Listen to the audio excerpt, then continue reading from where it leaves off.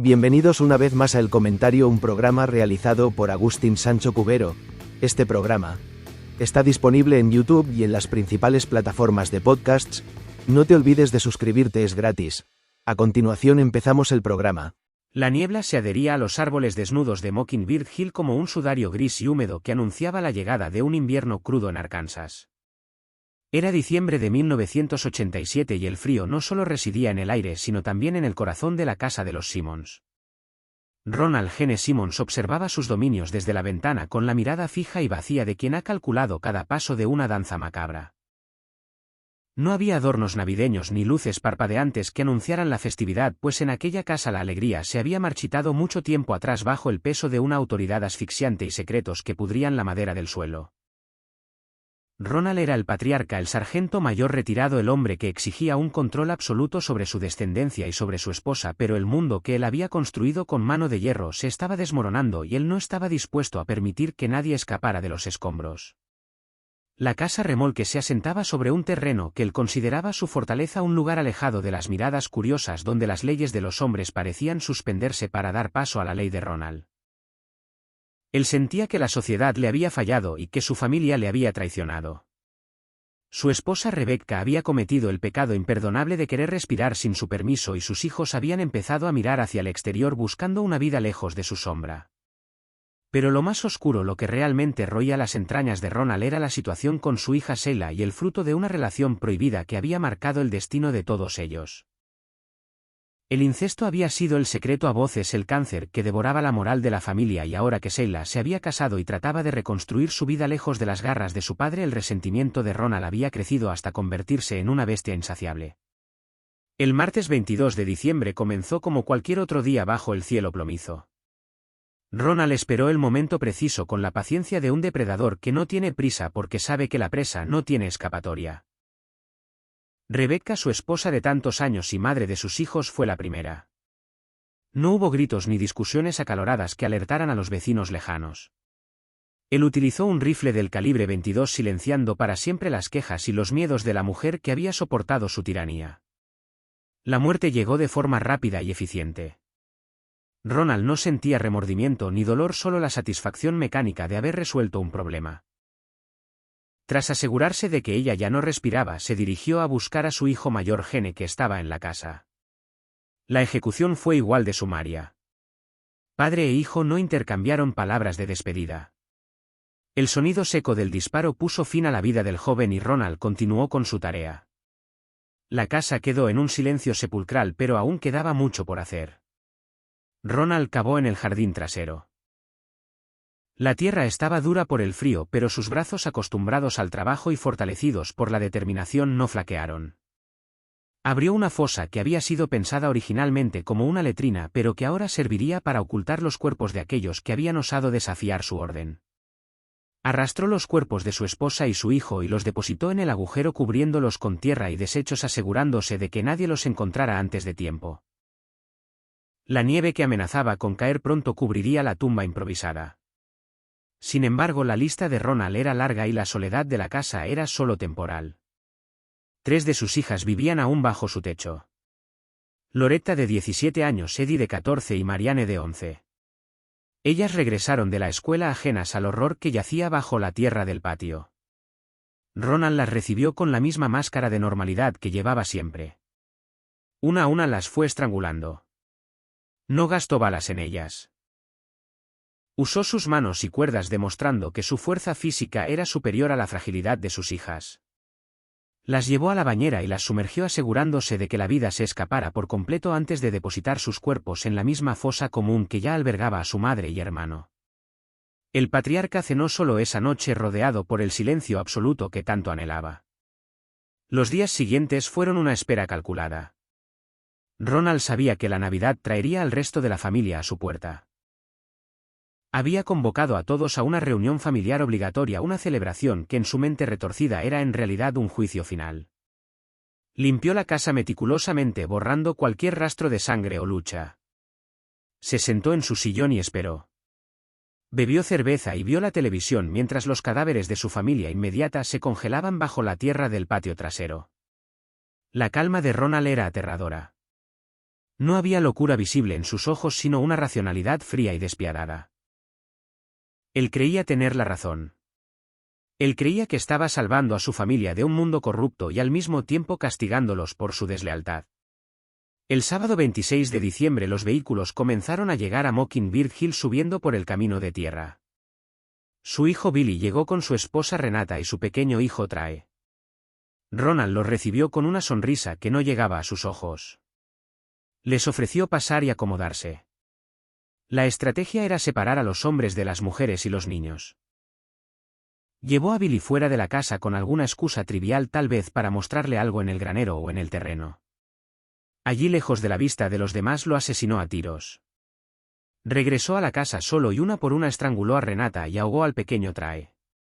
El método variaba según la conveniencia, pero el resultado era siempre el mismo. La muerte se apilaba en la casa de los Simmons. Poco después llegó su hija mayor Sheila, la que había sido objeto de su obsesión y abuso durante años. Llegó con su esposo Dennis y sus hijos. Ronald sentía un odio especial hacia Dennis, el hombre que se había llevado a su hija y que representaba la vida que ella intentaba construir lejos de él. A Dennis lo abatió a disparos sin darle oportunidad de defenderse. Sheila fue conducida al comedor donde su destino ya estaba escrito. Ronald la estranguló mirando los ojos de la hija que había engendrado y violado, cerrando un ciclo de horror que había durado décadas. Los niños pequeños, los nietos de Ronald, no se salvaron. Sylvia, de 6 años, y el pequeño Michael, de apenas 21 meses, fueron asesinados también. Algunos fueron ahogados, otros estrangulados. Ronald no discriminaba por edad o inocencia. Para él todos eran parte de la misma extensión de su propiedad y tenía el derecho de disponer de ellos como quisiera. Al final del día 14 cuerpos yacían en la propiedad de los Simmons. 7 de ellos fueron ocultados en la fosa séptica y los otros 7 fueron dejados dentro de la casa, alineados en el pasillo, cubiertos con abrigos y mantas como si estuvieran durmiendo una siesta grotesca. Ronald cerró las puertas y se quedó solo con sus muertos. Era el rey de un castillo de cadáveres. Pasó el resto del fin de semana en la casa rodeado por el olor de la muerte y el silencio. Abrió las cervezas que quedaban y vio más televisión, ignorando el hecho de que había aniquilado a 3 generaciones de su propio linaje. Pero la ira de Ronald Gene Simmons no se limitaba a las paredes de su hogar. Su resentimiento se extendía hacia el pueblo de Russellville, hacia aquellos que lo habían menospreciado en el trabajo, hacia la joven que había rechazado sus avances, hacia un mundo que no reconocía su grandeza. El lunes 28 de diciembre por la mañana Ronald se afeitó, se vistió con ropa limpia y cargó sus armas.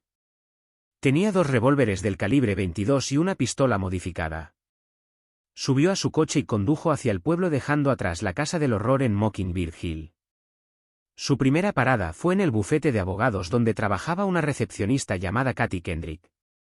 Ronald había desarrollado una obsesión enfermiza con ella, pero ella lo había rechazado firmemente.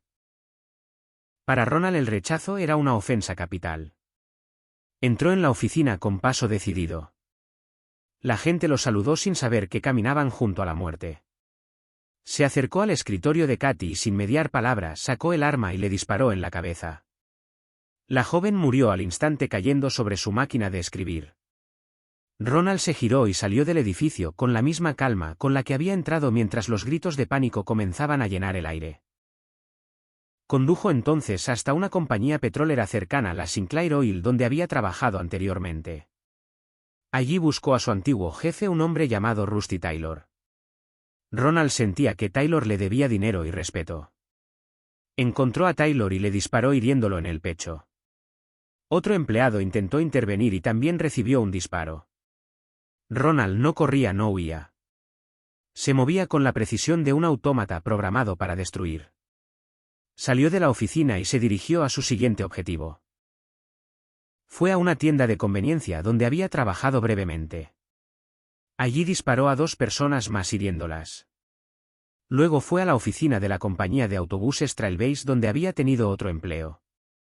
Disparó a la gerente, quien se escondió tras el mostrador y logró sobrevivir aunque herida. La ciudad de Russellville estaba sumida en el caos.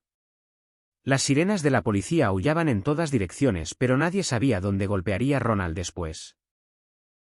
Él parecía estar en todas partes y en ninguna un espectro de venganza que recorría las calles en su viejo automóvil.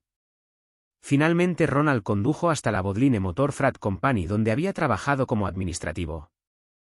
Entró en el edificio y disparó a una mujer que trabajaba allí hiriéndola gravemente. Luego deambuló por las oficinas buscando al gerente. Cuando no lo encontró pareció que su energía se agotaba o que su misión había llegado a su fin natural. Se sentó en una silla en una de las oficinas y colocó sus armas sobre el escritorio frente a él. No intentó escapar. No intentó suicidarse. Simplemente esperó. Cuando la policía irrumpió en el edificio con las armas desenfundadas y los rostros tensos por el miedo y la adrenalina, encontraron a Ronald Gene Simmons sentado tranquilo conversando con una de las secretarias a la que no había disparado. Se entregó sin resistencia. No dijo una palabra de arrepentimiento. Cuando le preguntaron por qué lo había hecho, mantuvo un silencio gélido. Mientras lo llevaban a la comisaría, los oficiales comenzaron a descubrir la magnitud de lo sucedido. La masacre en el pueblo era solo la punta del iceberg. Cuando los agentes llegaron a Mockingbird Hill alertados por la ausencia de la familia y el rastro de sangre que Ronald había dejado tras de sí, se encontraron con una escena que desafiaba toda descripción. La tierra removida en el patio trasero reveló los primeros cuerpos. Dentro de la casa el olor era insoportable y el hallazgo de los cuerpos alineados en el pasillo rompió la compostura de incluso los veteranos más endurecidos. 14 miembros de una misma familia exterminados por la mano del hombre que debía protegerlos. Ronald Gene Simmons permaneció en su celda aislado del mundo por su propia voluntad. Rechazó abogados y se negó a hablar con psiquiatras. En su mente él no estaba loco. Había ejecutado una sentencia que él mismo había dictado. Durante el juicio se mantuvo impasible. No pidió clemencia. De hecho hizo algo inaudito: pidió la pena de muerte. Quería que el Estado terminara lo que él había empezado. Aseguró que si lo condenaban a cadena perpetua mataría a cualquiera que se pusiera a su alcance en la prisión. El jurado y el juez no tardaron en cumplir su deseo. Fue sentenciado a morir por inyección letal. La historia de Ronald Gene Simmons se convirtió en una cicatriz imborrable en la memoria de Arkansas. No fue solo la cantidad de víctimas lo que horrorizó al público, sino la metódica frialdad con la que se llevó a cabo el exterminio. Fue la aniquilación sistemática de la sangre propia, un acto de egoísmo supremo donde el asesino decidió que si su familia no podía vivir bajo sus reglas, entonces no merecían vivir en absoluto. En los meses previos a su ejecución, Ronald no mostró signos de cambio. No buscó redención religiosa ni escribió cartas de disculpa. Se mantuvo firme en su convicción de que sus actos eran justificados por una lógica interna que solo él comprendía. El día de su ejecución en 1990 el estado de Arkansas cumplió con la sentencia. Ronald Gene Simmons murió como vivió, con el rostro inexpresivo y el corazón cerrado. La inyección letal detuvo el corazón que había dejado de sentir compasión mucho antes de aquel diciembre de 1987. La casa en Mockingbird Hill quedó vacía, un monumento a la tragedia. El viento soplaba a través de las grietas y la nieve cubría el patio donde una vez se ocultaron los secretos más oscuros. La gente del pueblo evitaba mirar hacia la colina al pasar. Se decía que el mal no residía en la tierra sino en el hombre, pero aquella tierra había bebido tanta sangre inocente que parecía maldita. La narrativa de lo ocurrido no necesita adornos para ser aterradora. La cronología de los hechos habla por sí sola. Primero la esposa y el hijo mayor eliminados para asegurar el control del terreno. Luego las hijas menores eliminadas al llegar de la escuela para evitar testigos y ruido. La espera paciente durante los días festivos mientras el mundo celebraba el nacimiento de un niño Dios. Ronald preparaba la muerte de sus propios nietos. La llegada de los hijos mayores con sus propias familias cayendo en la trampa uno tras otro, confiando en el padre y abuelo que los esperaba. La disposición de los cuerpos. La cerveza. La televisión. Y finalmente la explosión de violencia hacia el exterior, hacia la sociedad que él despreciaba. Cada disparo en Russellville fue un grito de un hombre que se sentía pequeño y quería ser gigante a través del miedo. Katy Kendrick, la joven recepcionista, pagó con su vida el simple hecho de no querer a un hombre que le doblaba la edad y que la acosaba. Los jefes y compañeros de trabajo pagaron por heridas al orgullo de Ronald que seguramente solo existían en su mente paranoica. Ronald Gene Simmons borró su legado genético de la faz de la tierra. 14 personas que compartían su apellido o su sangre dejaron de existir en un lapso de una semana. No quedó nadie para llorarlo, nadie para recordarlo con cariño. Solo quedó el expediente policial, las fotos del crimen y el recuerdo de una Navidad teñida de rojo y negro. La magnitud de su crimen obligó a la comunidad a mirar de frente la realidad de la violencia doméstica en su forma más extrema y monstruosa. El invierno pasó y llegó la primavera a Arkansas, pero en Mockingbird Hill el frío parecía persistir. La naturaleza poco a poco fue reclamando el lugar, cubriendo con hierba y matorrales la zona donde se había cavado la fosa. Los pájaros volvieron a cantar en los árboles ajenos a lo que había ocurrido allí abajo. Pero para quienes vivieron aquel diciembre de 1987, el nombre de Simmons siempre evocaría la imagen de un hombre sentado tranquilamente en una oficina esperando a la policía después de haber destruido su propio universo.